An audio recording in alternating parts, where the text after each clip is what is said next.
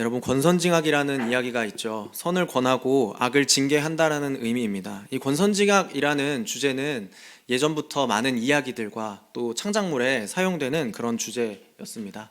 사람들은 권선징악의 이야기를 좋아하고 또 아이들에게도 많이 들려줍니다.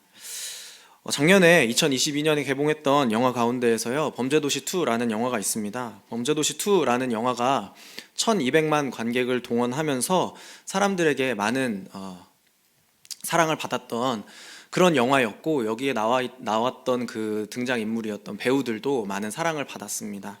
이 이야기가 왜 이렇게 사랑을 받았나, 이런 영화가 왜 사랑을 받았나 생각해보면 이 이야기도 권선징악에 관련된 이야기이기 때문에, 그 이야기가 사람들에게 오랜 시간 동안 사랑을 받는 주제였기 때문이 아니었나 생각을 해보게 되었습니다. 여기에 나오는 착한 역할로 나오는 인물은 마동석이라고 하는 배우입니다. 이 배우가 형사로 등장해서 악당들과 싸우는 이야기가 바로 범죄도시의 이야기입니다. 내용이 굉장히 단순합니다. 솔직히 이야기해서 저는 이런 영화를 그렇게 좋아하진 않습니다. 이렇게 특별한 이야기나 특별한 상징이라든지 이런 게 없고 단순하게 흘러가는 영화를 그렇게 좋아하진 않지만 저도 재밌게 봤습니다. 왜냐하면 내용이 단순하지만 그만큼 분명하기 때문인 것 같습니다. 착한 역할이 누구인지, 누가 나쁜 사람인지, 그리고 결국에는 선역을 맡고 있는, 착한 역할을 하고 있는 마동석 배우가 악당들을 체포하는 그런 과정을 통하여서, 그런 결말들을 통하여서 이야기가 정말 단순한데 분명해서 좋았고, 또 한 가지는 그러니까 주제는 단순하지만 그 내용 가운데에서 그 과정들이, 이 악당을 체포하려고 하는 그 과정들이 굉장히 통쾌하다는 것을 생각해 보게 되었습니다. 마동석 배우가 굉장히 덩치가 좋잖아요. 혹시 아시는 분들은 있으시겠지만, 그 팔뚝 하나가 정말 제 머리같이 이제 두꺼운 그런 사람이 악한 사람들을 퍽퍽 때리는 그 모습들, 쓰러뜨려 넘어뜨리는 그 모습들을 보면서 왠지 모를 통쾌함을 그렇게 느끼게 되는 거죠. 많은 관객을 동원한 이유도 여기에 있지 않을까, 사람들에게 사랑을 받았던 이유도 그것에 있지 않을까, 나쁜 사람들을 때려잡는 그 통쾌함 때문에, 그 액션이 통쾌하기 때문에, 역동적이기 때문에 사랑을 받지 않았나라는 생각을 해보게 되었습니다. 오늘 본문인 에스더로 돌아와서요, 에스더서에서는 하나님의 이름이 등장하지 않는다라는 것을 계속해서 이야기했습니다. 특별히 주인공처럼 보이는 유다인 모르드게와 에스더 역시 하나님의 율법을 준수하고 또한 위기 상황 가운데에서 하나님의 이름을 간절하게 부르는 성경의 전형적인 영웅들, 전형적인 착한 사람들과 같은 인물 또한 아니라는 것을 함께 나눈 적이 있었습니다. 하나님의 모습이 분명하게 드러나지 않고 등장인물들도 그닥 종교적인 인물은 아닌 것 같고 경건한 인물들이라고 볼 수는 없지만, 또한 하나님의 백성들이 형통하는 모습보다는 이방 땅에서, 이방 나라의 백성들 중 하나로 살아가는 그런 이야기가 에스더의 이야기라고 말씀을 드렸지만, 저는 여기에서 악과 투쟁하시는 그런 하나님의 모습을 발견하게 됩니다. 보이지는 않지만 악과 계속해서 싸워가시는 그 하나님의 모습을 발견하게 됩니다. 사실 오늘 말씀의 제목처럼 하나님께서 악과 투쟁하시는 분은 아닙니다. 때로는 엎치락 뒤치락 하기도 하고, 때로는 얻어맞기도 하고, 제가 보았을 때 하나님은 그런 분은 아닌 것 같습니다. 하나님은 악에 대해서 승리하시는 분이죠. 하나님은 악으로부터 승리하시는 분이시기 때문에 하나님께서, 의로우신 하나님께서 투쟁하신다는 오늘의 제목이 조금은 어울리지 않는 것처럼 보일지라도, 제가 이런 하나님의 투쟁이다 라고 제목을 지은 것은 에스더 성경에서 하나님의 이름이 분명하게는 기록되지 않았어도 그 이야기들 가운데에서 악인들로부터 하나님의 백성들을 보호하시는 이야기가 마치 범죄도시의 액션처럼 역동적이고 통쾌하기 때문입니다. 그래서 오늘 말씀 가운데에서 하나님께서 그 악을 어떻게 대하시는지, 세상의 악에 대해서 하나님께서 어떻게 대하시고 어떻게 싸워 가시는지, 어떻게 그것들에게 어떻게 그 악으로부터 승리를 얻어내시는지를 오늘 이 말씀을 통해서 알아보고자 합니다. 오늘 말씀 가운데에서는 에스더가 드디어 두 번째 잔치를 열고 하만과 그 왕인 아하수에로 왕을 초대하여서 그 사실을 왕에게 밝혀내는 그런 장면들이 기록이 되어 있습니다. 에스더 7장 3절부터 4절 말씀에서는요, 왕후 에스더가 대답하여 이르되, 왕이여, 내가 만일 왕의 목전에서 은혜를 입었으며 왕이 좋게 여기시면 내 소청대로 내 생명을 내게 주시고 내 요구대로 내 민족을 내게 주소서. 나와 내 민족이 팔려서 죽임과 도륙함과 진멸함을 당하게 되었나이다. 만일 우리가 노비로 팔렸더라면 내가 잠잠하였으리이다. 그래도 대적이 왕의 손해를 보충하지 못하였으리이다 하니, 여기에서 에스더의 태도가 우리가 이전에 보았던 에스더 4장 말씀에서 보았던 그 에스더의 태도와는 조금 다른 것처럼 보입니다. 왜냐하면 왕궁에서 오래 살아서 그 자기의 민족들에게 어떤 일이 일어났었는지, 어떤 그런 재앙들이 닥쳤는지 전혀 알지 못하고 모르드게에게 다시 새로운 의복을 입히는 데에만 집중했던 그 에스더가 이제는 그 유다 민족들이 당한 악한 일들, 재앙들, 그것을 이제는 나의 이야기로 받아들이고 이 내 문제라고 왕에게 이야기를 하고 있기 때문입니다. 내가 내 소청대로 내 생명을 내게 주시고 내 요구대로 내 민족을 내게 주소서. 나와 내 민족이 팔려서, 그리고 우리가 팔렸더라면 내가 하였으리이다. 에스더는 여기에서 7장까지 오게 되면 이제는 그 유다 민족들의 문제를 왕궁에서 어느 정도 거리가 떨어져서 그것에 전혀 개입해도 상관없을 것만 같은 그런 인생에서 이제는 그 문제를, 유다인들의 생명이 걸린 그 문제를 자신의 문제로 인식하고 그것을 해결하려고 하는 것입니다. 그리고 이 말을 듣고 분노한 아하수에로 왕이 그 사람이 누구냐고 묻자 에스더는 하만을 고발하게 됩니다. 이 순간 하만의 마음이 어땠을까요? 하만은 순간 머리가 아득해지는 경험을 했을 것 같습니다. 아하수에로 왕이 화를 참지 못하고 잠시 그 잔치 자리 바깥으로 나아가서 그 다음 단계를 생각하고는 그런 잠깐의 간격 가운데에서 하만은 에스더의 발 앞에 엎드려서 자신의 생명을 구하는 것이죠. 살려달라고 비는 것밖에 이 하만이 에스더에게 할 수 있는 게 도대체 뭐가 있겠습니까? 이 하만이 에스더의 앞에서 엎드려서 자기 생명을 구하는 이 모습은 우리가 지난주에 나누었던 에스더 6장 말씀 가운데에서 하만의 아내가 하만에게 했던 그 경고들을 떠올리게 하는 것이죠. 에스더 6장 13절 말씀입니다. 자기가 당한 모든 일을 그의 아내 세레스와 모든 친구에게 말하매 그중 지혜로운 자와 그의 아내 세레스가 이르되 모르드게가 과연 유다 사람의 후손이면 당신이 그 앞에서 굴욕을 당하기 시작하였으니 능히 그를 이기지 못하고 분명히 그 앞에 엎드러지리이다. 여러분, 이제 모르드게 앞에 엎드러지리이다 라고 아내가 얘기했지만 이제는 유다인들 앞에서 엎드러지게 되고 그의 생명을 구걸하게 되는 하만의 모습이 마치 이 모습을 예언하고 있는 것처럼 보이는 것이죠. 하만이 에스더 앞에 와서 엎드려져서 그의 생명을 구걸할 때에 아하수에로 왕이 다시 잔치 자리에 들어오게 되었습니다. 그리고서는 이 장면을 보게 된 것이죠. 하만이 에스더에게 매달려서 생명을 구하는 모습을 아하수에로 왕이 보았을 때 아하수에로 왕은 이것을 오해했습니다. 자기 아내를 위협하는 모습으로 보였습니다. 왕후를 겁탈하는 장면을 발견한 왕은 이제는 더 이상 참을 수가 없게 되는 것이죠.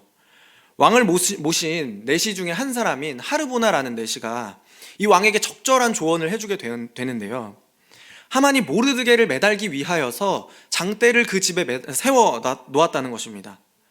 이 귀띔을 듣고 모르드게가 매달렸어야 할 그 장대에 왕은 하만을 매다는 것으로 이렇게 이 7장이 마무리가 됩니다. 유다인의 대적이었던 악한 사람 하만의 결말은 그의 생명을 구걸하게 되고 결국은 자기가 모르드게를 매달려고 했던 그 장대에 자기가 매달리는 그런 결말을 맞이함으로써 마무리가 되게 되는 것이죠. 하만은 에스더서에서는 악한 사람으로 등장합니다. 유다인의 대적, 악한 사람, 하만이라고 이야기하는 것처럼 에스더서에 등장하는 그 악역은 분명히 하만인 것 같습니다. 그렇다면 이 하만이 결국에는 자기 꾀에 자기가 넘어가고 자기가 모르드게를 달려고 세워놓았던 그 장대에 자기가 매달려서 생명을 잃게 되는 그 결말을 보면서 하나님께서는 악한 사람에 대해서, 세상의 악에 대해서 어떻게 대하시는지, 어떻게 그것과 싸워 나가시는지, 그것의 결말이 어떠한지를 우리가 이 말씀을 통해서 알 수 있게 된다고 생각합니다. 먼저 하나님께서는 악에 대해서는 분노하시는 분이라는 것을 우리는 말씀을 통하여서 알 수 있습니다. 악에 맞선 하나님의 투쟁 첫 번째는 하나님이 악에 대해서 분노하시는 분이시라는 것이죠. 에스더 7장 4절부터 5절 말씀인데요. 나와 내 민족이 팔려서 죽임과 도륙함과 진멸함을 당하게 되었나이다. 만일 우리가 노비로 팔렸더라면 내가 잠잠하였으리이다. 그래도 대적이 왕의 손해를 보충하지 못하였으리이다 하니 아하수에로 왕이 왕후 에스더에게 말하여 이르되 감히 이런 일을 심중에 품은 자가 누구며 그가 어디 있느냐 하니. 여러분, 에스더가 베푼 두 번째 잔치에서 이 사람들이 술을 마실 때 아하수에로 왕은 다시 한 번 더 첫 번째 잔치에서 했던 이야기를 반복하면서 자기가 왕후 에스더에게 호의를 가지고 있다라는 것을 드러내는 것이죠. 에스더는 여기에서 자신의 목적, 모르드게를 비롯한 유다 백성의 생명을 보존하게 해달라는 부탁을 여기에서는 이제 왕에게 이야기를 하게 되는 것입니다. 자기가 사랑하는 왕후가 이제는 자기의 대적에 의해서 죽임과 도륙함과 진멸함을 당할 위기에 처해 있다는 것을 아하수에로 왕은 여기에서 깨닫게 되는 것입니다. 사실 아하수에로 왕에게 그 문제는 사실 에스더와 에스더의 민족이 그냥 말살되고 끝나는 그런 문제가 아니었습니다. 생각해보면 페르시아 안에서 거주하고 있는 그 수많은 유대인들이 한꺼번에 죽게 된다면 페르시아 안에서 거둘 수 있는 그만큼의 세금이 거치지 않을 것이기 때문에 에스더는 그것을 지적하면서 그 대적이 우리의 민족들을 멸하려고 하고 진멸하려고 하고 없애버리려고 하는 그 계획을 가지고 있지만 이것이 결국 아하수에로 왕에게도 피해가 될 수 있다는 그런 지혜로운 방법을 통하여서 자기의 목적을 이루게 되는 것이죠. 우리 민족이 노비로 팔리게 되었더라도 그 정도만 되었더라도 내가 가만히 있었겠지만 그래도 왕의 손해를 보충할 수는 없었을 거라고 에스더는 지혜롭게 이야기를 합니다. 이 에스더의 말은 아하수에로 왕의 심기를 건드렸습니다. 그래서 감히 이런 일을 심중에 품은 자가 누구며 그가 어디 있느냐 이렇게 이야기를 하게 되었습니다. 그리고 그 다음 6절 말씀에서는요, 에스더가 이르되 대적과 원수는 이 악한 하만이니이다 하니 하만이 왕과 왕후 앞에서 두려워하거늘 이렇게 기록을 하고 있습니다. 이 악한 하만이라고 고발을 하게 되는 것이죠. 자기가 믿고 모든 권세를 위임했던 하만이 에스더의 말대로 자신에게 악한 사람이라는 것을 알게 되는 것입니다. 이 아하수에로 왕의 반응이 7절에 기록이 되어 있는데요, 7절에는 노하여, 왕이 노하여 이렇게 기록을 하고 있습니다. 아하수에로 왕은 악한 하만에 대해서, 악한 사람 하만에 대해서 분노하게 되는 것이죠. 물론 여기에서는 아하수에로 왕이 이방 나라의 왕이고 그 왕이 사람 왕이고 완전하지는 않은 왕이었지만 저는 오늘 이 말씀을 통하여서 우리의 왕이신 하나님께서도 그 악한 사람들에 대해서는 분노하시고 그 죄악에 대해서는 분노하시는 분이라는 것을 깨닫게 되었습니다. 사랑의 하나님, 인자와 자비의 하나님, 은혜의 하나님께서도 분노하시는 존재인데요, 그 분노가 악함을 향하여서 분노가 일어나는 것이죠. 나훔 성경에서는 1장 2절 말씀에서는요, 여호와는 질투하시며 보복하시는 하나님이시니라. 여호와는 보복하시며 진노하시되 자기를 거스르는 자에게는 여호와는 보복하시며 자기를 대적하는 자에게 진노를 품으시며. 하나님께서 진노하시는 분이라고 성경은 이야기를 합니다. 하나님께서도 분노하시는 분이세요. 물론 사람의 분노는 감정적이고 즉흥적입니다. 사람의 분노는 어떨 때는 자기 기준에 따라서 자기 멋대로 뿜어내는, 그리고 정도를 모르는 그런 분노일지는 몰라도 하나님의 분노는 사람의 분노와는 다른 것이죠. 그 악을 향하고 있는 분명한 대상이 있는 것입니다.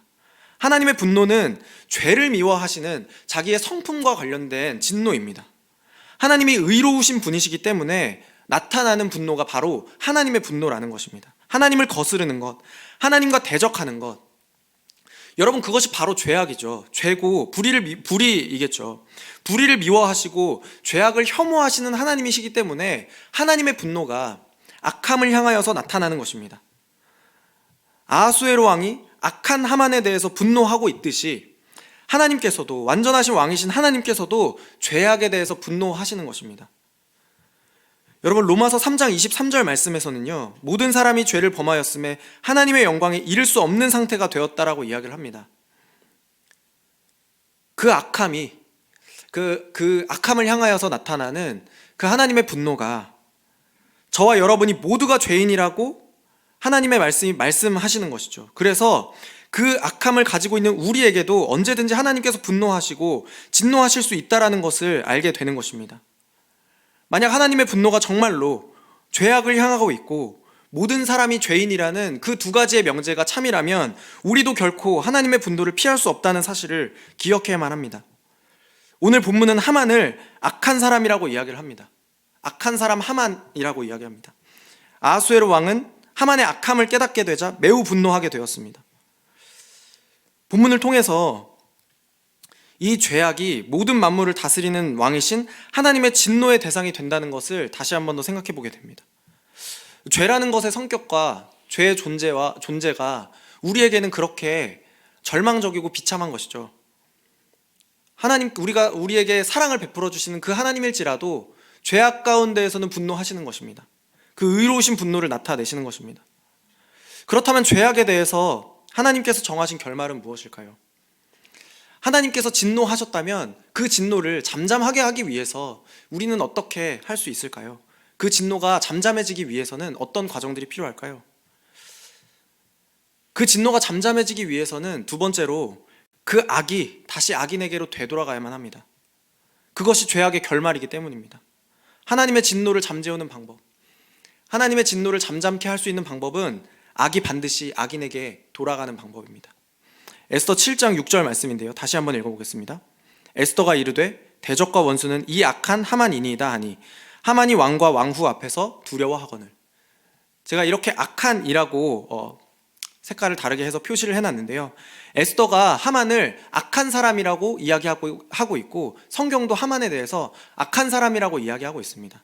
이 악한이라는 단어는 히브리어 라라는 단어인데요, 에스더 7장 7절 말씀에서 다시 한 번 더 이 단어가 등장합니다. 악한, 라라고 하는 단어가 7절에서 다시 한 번 등장합니다. 왕이 노하여 일어나서 잔치 자리를 떠나 왕궁 후원으로 들어가니라. 하만이 일어서서 왕후 에스더에게 생명을 구하니 이는 왕이 자기에게 벌을 내리기로 결심한 줄 알미더라. 여러분, 여기에서 다시 제가 강조해서 넣은 그 벌이라는 단어도 똑같이 라라는 단어거든요. 아하수에로 왕이 하만에 대해서 분노한 상태로 잔치 자리를 떠나서 나갔는데 하만은 왕이 자기에게 벌을 내리기로 결심했다는 것을 직감적으로 알아채게 되는 것이죠. 왕의 분노와 그 왕의 벌이, 왕이 내리는 그 진노가 자기에게 되돌아올 것을 직감적으로 알아채게 된 것입니다. 벌을 내리기로 결심했다고 번역한 이 단어도 역시 악함, 악을 의미하는 히브리어 라입니다. 재앙, 악한 일이라는 의미죠. 악한 사람에게 악한 일이 다시 되돌아가는 것이 하나님께서 악을 다루시는 방식입니다. 10절에서는 하만에게 악한 일이 다시 되돌아갔을 때 왕의 분노가 그쳤다라고 이야기를 하고 있습니다. 유다민족 전체를 향한 하만의 악한 계획은 모두 하만에게로 돌아가게 된 것이죠. 단지 자신에게 합당한 대우를 해주지 않았다는 이유로 모르드게를 그 23m 높이의 커다란 장대에 꿰어서 죽이려고 했던 그 하만의 악한 계획이 다시 고스란히 하만에게로 돌아가는 것이 그 악한 사람 하만의 결말이었습니다. 하만의 악한 계획이 자신에게로 돌아갔을 때 왕의 분노가 그치게 되었다고 성경이 이야기를 하고 있는데요, 이 상황을 볼 때, 이 이야기를 들을 때 인간의 죄의 문제가 자신에게 되돌아갔을 때 그것이 끝나게 되는 그 죄악의 결말이, 인간의 죄악의 결말이 다시 자신에게로 되돌아오게 되는 것이 그 악한 사람들, 그 죄악의 결과라는 것을 생각해 보게 됩니다. 레위기 20장 말씀에서는요, 반드시 죽여야 하는 죄에 대한 하나님의 가르침이 기록이 되어 있는데요, 여기에서 반복되어 기록된 그 구절 가운데 하나가 그들의 피가 자기들에게로 돌아가리라 하는 구절입니다. 악한 행위와 죄의 결과가 결국에는 자기 자신에게로 되돌아오게 된다는 것이죠. 그리고 그 결과는 죽음입니다. 악한 행위와 죄가 자신들에게 돌아가는 그 악의 결말들, 그것이 바로 죽음이라는 것입니다. 여러분들이 잘 알고 있듯이 구약시대 제사에서는 짐승의 피가 반드시 요구되었습니다. 짐승의 생명이 반드시 필요한 것이 바로 구약시대의 제사였습니다. 자기가 가지고 있었던 그 사람의 죄를 짐승이 되는 머리에 안수하고 그 죄를 전가시키고 그 짐승을 죽이는, 그 생명을 빼앗아가는 그 행위를 통하여서 제사를 드리고 그 죄의 요구들을 만족시키는 것입니다. 짐승의 생명을 통해서 피를 흘리고 그 피로 제사를 드리는 것이 구약시대 제사의 방법이었고 그 죄를 갚아나가는 방식이었습니다. 히브리서 9장 22절 말씀에는요, 율법을 따라 거의 모든 물건이 피로써 정결하게 되나니 피 흘림이 없은즉 사함이 없느니라, 이렇게 기록을 하고 있습니다. 피 흘림이 없은즉 사함이 없느니라. 그 악함이 다시 자기에게로 되돌아가는 것, 그 생명이 빼앗기는 것, 죽음을 경험하게 되는 것, 그것이 죄악의 결말이라는 것을 성경이 이야기를 하고 있는 것입니다. 여러분, 편의점에서 과자 한 봉지 사는데 1,000원, 2,000원 이렇게 하는데 그에 맞는 값어치가 매겨지기 때문이겠죠.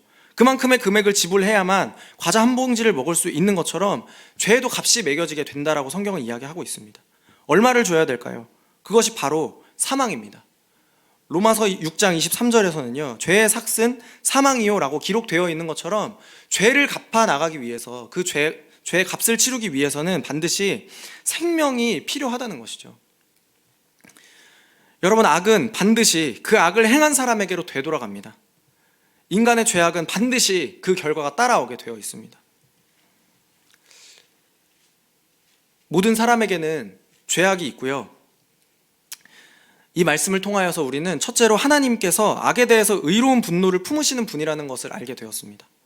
그분의 의로운 분노는 악을 행한 사람이 반드시 그 악을 되돌려받게 된다는 것으로 드러난다는 것 또한 우리가 깨닫게 되었습니다. 죄의 책임을 스스로 지게 되는 것이죠. 사망이라는 죄악의 결과가 반드시 그 악한 사람에게 되돌아가게 되어 있다는 것이 오늘 말씀에서 깨닫게 될 수 있는 그런 말씀인 것 같습니다. 하만의 집에 준비되어 있던 그 나무 장대는 원래는 모르드게의 것이었죠. 그리고 하만이 대신 매달렸습니다. 여러분, 근데 저는 여기에서 조금 궁금한 점이 있었습니다. 제가 설교 앞부분에서 권선징악에 대해서 이야기를 했는데요, 모르드게나 에스더가 정말 선한 사람인가? 하나님의 마음에 합한 사람같이 보이나? 그것이 저의 마음속에서 드러난 그 질문이었습니다. 권선징악이라면 에스더와 모르드게가 정말로 선한 사람이어야 됐는데, 정말 경건하고 하나님의 마음에 합한 사람이었어야 됐는데 정말 그렇게 등장하고 있는지 궁금했습니다. 그래서 나올 수 있는 세 번째 결론은요, 하나님께서 자기 백성을 보호하신다는 거예요. 왜 그럴까요? 저는 에스더와 모르드게에서 보호를 받을 만한 자격을 그렇게 크게 발견하지는 못했거든요. 이방 나라에서 살고 있는 에스더와 모르드게, 그리고 그렇게 경건한 모습들, 구약에서 나와 있는 제사의 모습들, 율법의 모습들, 그런 것들을 겨우 발견할 수 있는 것 같은 그 두 사람의 모습들. 왜 하나님께서는 자기 백성을 보호하시나요? 그 이유가 무엇일까요? 그 유다인들이 그렇게 종교적인 인물들이었을까요? 하나님의 율법과 명령에 비춘다면 그렇게 경건한 사람들은 아닌 것처럼 보입니다. 그리고 우리가 잘 알고 있는 구약 성경에 나와 있는 많은 하나님의 사람들, 아브라함, 다윗 이런 사람들에 비추어 보았을 때 그렇게 본받을 만한 점이 있는가라고 생각한다면 저는 그것 또한 아닌 것 같다는 생각이 들었습니다. 그렇지만 여러분, 하나님께서는 자기 백성을 보호하시는 하나님이십니다. 그 악함 가운데에서 자기 백성을 보호하십니다. 에스더 7장 9절부터 10절 말씀입니다. 왕을 모신 내시 중에 하르보나가 왕에게 아뢰되, 왕을 위하여 충성된 말로 고발한 모르드게를 달고자 하여 하만이 높이가 50규빗 되는 나무를 준비하였는데 이제 그 나무가 하만의 집에 섰나이다. 왕이 이르되 하만을 그 나무에 달라 하매 모르드게를 매달려고 한 나무에 하만을 다니 왕의 노가 그치니라. 모르드게의 악한 계획이 만약에 성공했다면 모르드게가 이 장대 위에서 목숨을 잃었을 것입니다. 그렇지만 아하수에로는 여기에 모르드게 대신 하만을 장대 위에 매달았고 그제서야 왕의 분노가 그치는 것을 성경이 기록하고 있습니다. 하나님께서 이 일들을 통하여서 유다 백성 모르드게를 보호하시고 또한 유다인들을 보호하셨다는 것을 우리가 알게 됩니다. 모든 사람이 자기 죄의 책임을 지고 사망이라는 대가를 치르게 되는데 하나님의 백성이 그것을 피하게 되는 것입니다. 하나님의 백성은 그 악한 결과, 하나님의 분노를 피할 수 있는 길이 있습니다. 모르드게와 에스더의 모습을 보면서 우리는 그렇게 경건하지 않는 그 두 사람의 모습을 통하여서 저도 그 가운데에서 저의 모습을 보게 됩니다. 그닥 경건하지 않아 보이는 모습, 세상 사람들과 그닥 다른 것 같지 않아 보이는 그런 모습들, 그리고 자세히 살펴보면 그닥 구원받을 만한 자격이 별로 없어 보이는 것 같은 나의 모습들, 그 모습들을 발견하게 됩니다.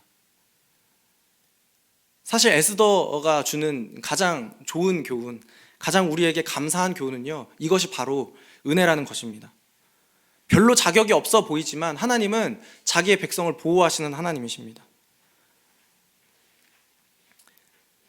구원받을 만한 자격이 있어서 이 악함을 피할 수 있을 만한 그런 자격들이 이 사람들에게 보여서 유다인들이 그 악을, 그 재앙을 피하게 된 것이라기보단 하나님께서 자기 백성을 구원하시는 분이시기 때문에 이 사람들이 구원을 받고 저와 여러분도 구원을 얻게 되는 것이죠.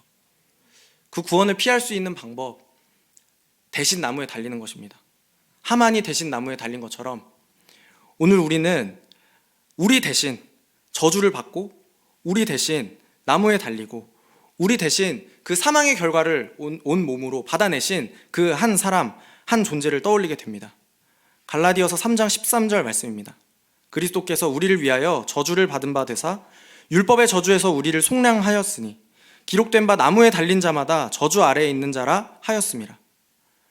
여러분, 그리스도께서 저주를 받으셨습니다. 예수님께서 우리의 죄를 대신하여서 저주를 받고 죽임을 당하고 그 죄의 결과를 온몸으로 받아내셨습니다.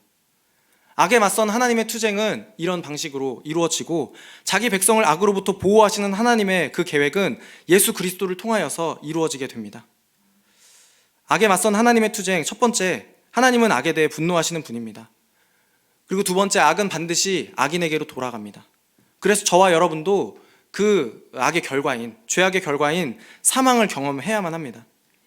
다만 하나님께서 은혜를 베푸신다면 세 번째, 하나님께서는 그분의 백성을 보존하십니다. 그분의 백성을 보호하시고 그 죄악, 그 재앙을, 그 악한 일들을 피할 수 있는 길을 마련해 놓으십니다. 우리에게 하나님께서 이런 은혜를 베풀어 주시고 그것이 아마도 복음인 것 같습니다. 우리가 죽어야 됐는데, 우리가 그 죄의 책임을 감당해야 됐는데 그 죄악의 책임을 우리가 감당하지 않고 우리를 대신해서 우리의 구세주가 되시는 예수 그리스도께서 그 죄의 책임을 지고 사망이라는 대가를 치르신 것, 그 죄의 값을 대신 치루어 주신 것, 이것이 바로 우리에게 복음이 되는 것 같습니다. 이것이 우리에게 은혜가 되는 것 같습니다. 저와 여러분의 모습 가운데에서는 어쩌면 아직도 자격이 없어 보이고 아직도 구원받을 만한 모습들이 드러나지 않았을지도 모르겠습니다. 그러나 우리에게 방법이 있다면 그것은 바로 우리 대신해서 죄의 책임을 지고 저주를 받으신 그 예수 그리스도를 믿는 믿음을 가지는 것입니다. 그것이 하나님께서 우리에게 베풀어 주신 은혜이고 살 길임을 믿는 믿음이 더하여지시기를 주님의 이름으로 축복을 드립니다. 오늘 저와 여러분이 말씀을 마무리하면서 함께 이 아름다운 이름, 예수님의 존귀한 이름을 찬양으로 고백하면서 함께 기도로 나아갔으면 좋겠습니다. 우리에게 자격이 없지만 하나님께서 은혜를 베풀어 주셔서 우리의 죄의 책임을 예수님께로 지워주시고 우리에게 살 길을 열어주셨습니다. 우리를 구원하셨다는 그 믿음과 그 감사함을 가지고 함께 이 찬양 고백하며 나아가겠습니다.